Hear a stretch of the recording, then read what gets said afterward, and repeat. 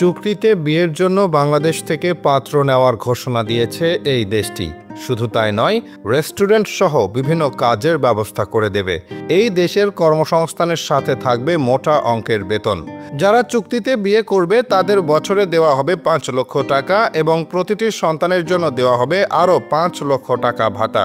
আপনার বয়স যদি ২২ বছর থেকে ৪৫ বছরের মধ্যে হয়, আপনি আবেদন করতে পারবেন। চিন্তা করতে হবে না, বিবাহের জন্য গেলে আপনার সমস্ত খরচ বহন করবে এই দেশের বিবাহ আইন সংস্থা। অগ্রিম টাকা দিয়ে নিয়ে যাওয়া হবে সেই দেশে। এমনকি হতাশা থেকে বাঁচতে সংস্থা থেকে এই আইন পাশ করা হয়েছে। আপনি যদি বিবাহ সূত্রে এই দেশে আসেন তাহলে আপনার ভাগ্যের চাকা ঘুরে যাবে। বেকারত্ব মুছে যাবে হাজারো বেকার যুবকদের। তাই দেরি না করে আজই আবেদন করুন। কিভাবে আবেদন করবেন, কত টাকা খরচ হবে, সবকিছুই জানবেন আজকের ভিডিওতে। তাই ভিডিওটি সম্পূর্ণ দেখবেন এবং ভিডিওটি শেয়ার করে সকলকে জানার সুযোগ করে দেবেন। পাত্র সংকটে ভুগছে এই দেশের সুন্দরী কুমারী নারীরা।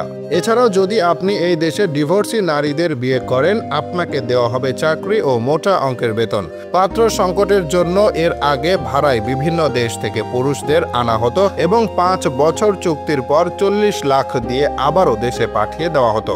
বহু বিবাহের আইন না থাকায় একজন পুরুষ একাধিক বিয়ে করতে পারছেন না। এই দেশে নারীদের রাত হয় রঙিন।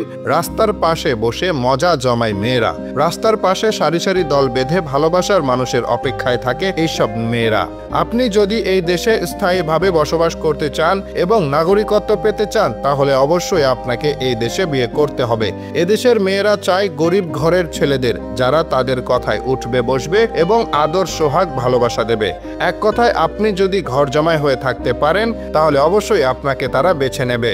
এই দেশের নারীরা একটু স্বাধীনতা প্রেমী হয়ে থাকে। তারা ছোট ছোট কাপড় পরে রাস্তাঘাটে ঘুরে বেড়ায়, যা তাদের দেশে একটি স্বাভাবিক বিষয়। এ ধরনের প্রতিবেদনে এখন সোশ্যাল মিডিয়া সয়লাব। প্রতিবেদন কতটা সত্য তা এখনো জানা যায়নি। আপনাদের যদি কেউ এই ধরনের প্রলোভন দেখিয়ে থাকে, অবশ্যই যাচাই বাছাই করে নেবেন। ভুল করেও প্রতারকের ফাঁদে পা দেবেন না।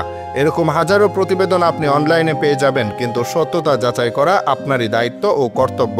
আবেগের বশবর্তী হয়ে প্রতারণায় পা দিবেন না। তাই অবশ্যই এইসব দেশে যাওয়ার আগে এবং যারা এইসব দেশে নিয়ে যাওয়ার কথা বলবে তাদের সত্যতা যাচাই করবেন এবং অন্যকেও এই বিষয়ে সহায়তা করবেন।